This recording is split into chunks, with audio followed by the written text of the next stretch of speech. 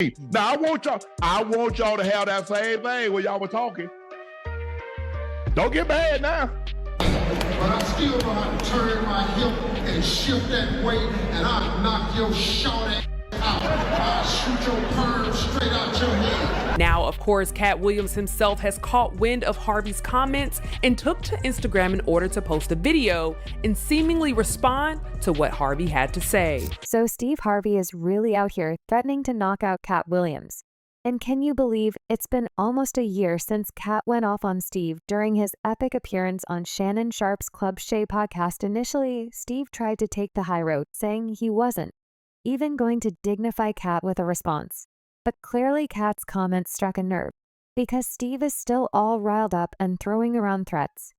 But fans are not having it, and neither is Shannon Sharpe, and he had to check Steve for trying to come for Katt. So what exactly is Steve Harvey's problem? Is he spiraling because he knows that deep down Katt was telling the truth on Club Shay?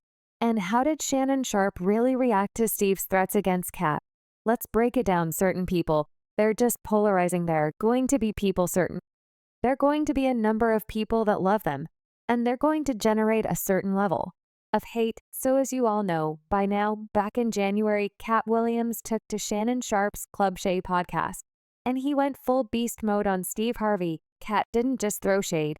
He unleashed a full-on storm, labeling Steve Harvey a total fraud and hinting that he's nothing more than a puppet for the industry hire Ubis. But see, this wasn't just a one-time thing. Katt's been out here dropping subtle and not so subtle hints about Steve's shady dealings for years. While Steve's been out here smiling for the cameras, Katt's been busy telling everyone what's really going down behind the curtain. Remember years back when Katt did that freestyle dragging Steve Diddy and Jermaine Dupri? Certain people, they're just polarizing. They're going to be people, certain level. They're going to be a number of people that love them, and they're going to generate a certain level of hate. Back then, everyone was quick to label Katt crazy and accuse him of being on something. But clips like this one are the receipts that prove Katt's been trying to spill the tea on this shady industry for ages. Word on the street is that since that comedy Face Down takedown, Steve Harvey has not been seen on a stand-up comedy stage since now. Fast forward to January 20,124. And during that Club Shay interview, Katt went off. He was out there dropping all the receipts and dragging Steve's dirty laundry into the spotlight. For everyone to see, he came for Steve Horde, accusing him of faking his homeless saw story, ditching his first wife, and then swapping her out for Margory, which according to Katt is all part of the Illuminati deal. What's happening, Puff? I'll be back to you if JD ain't had enough. Yeah? Jermaine Dupri, king of the pep, if you ask me, baby. And Steve Harvey, I heard about your book. I'm proud of your success, but look, better stop telling people that lies before you be somewhere and meet one of my guys. You see, when I'm around, them is polite, gentlemen. Be alone, they be all hyped up on Ritalin. And if I ain't there to hold them back, them anxious to get it in. Katt then spilled the tea on why Steve really bowed out of stand-up comedy. And turns out it's a far cry from the story Steve fed us. During his interview on Shannon Sharpe's podcast, Steve claimed he had to step away from comedy because he was overwhelmed with 7 TV shows. But then Katt came in and served up a whole different narrative, according to him. The real reason behind Steve's stand-up exit had nothing to do with a busy schedule. And Katt hinted that there was some seriously shady stuff going on behind the scenes that Steve clearly didn't want to get into.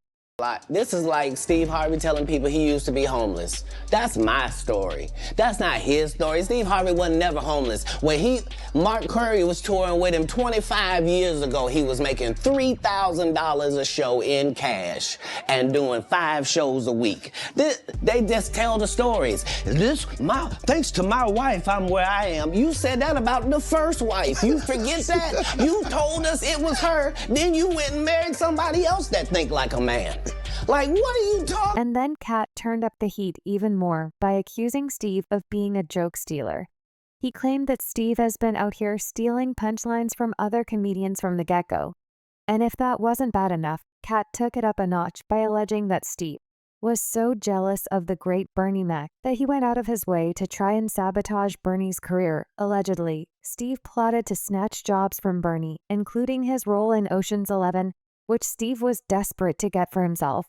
Steve told you that he stopped doing stand-up because he had 7 TV shows. The only problem is when he stopped stand-up, he didn't have those 7 TV shows. He stopped stand-up because he got in a comedy battle called the Championship of Stand-Up Comedy with one Katt Williams in Detroit in front of 10,000 people and lost because Katt Williams said he was actually bald and that was a wig.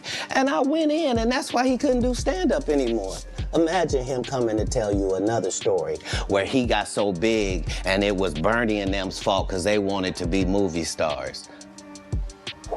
What? So after Katt dropped all these bombshells on Club Shay, Steve's camp first claimed that Steve wouldn't even bother responding to Katt's allegations because Steve is all about spreading positive vibes and staying above the drama. But let's be real, Katt must have really hit a nerve because here we are nearly a year later, and Steve is still fuming and throwing threats Katt's way.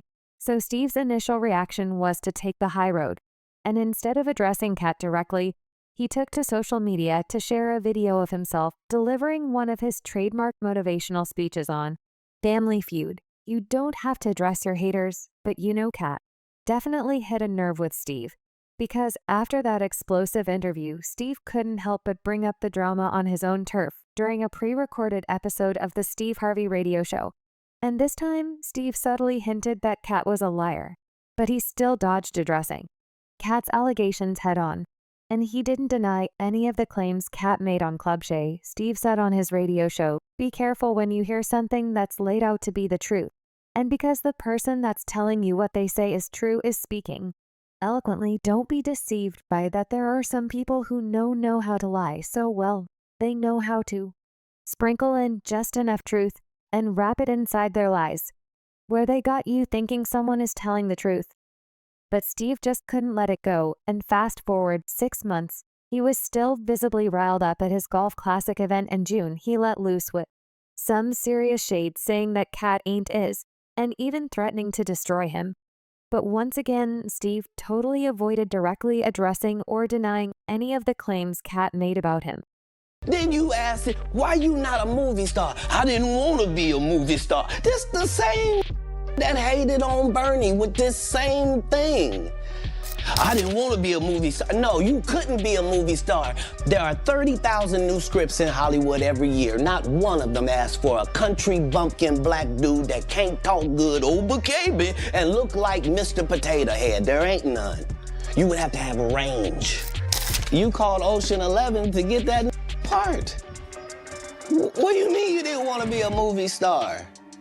So on the behalf of Bernie, I would have to say what I have to say. But y'all here, we are almost a year after that explosive sit-down between Katt Williams and Shannon Sharpe, and Steve Harvey is back at it again, throwing shade at Katt and even threatening to knock him out. Social media is buzzing with speculation that Steve might have taken yet another swipe at Katt during his recent appearance at InvestFest in Atlanta.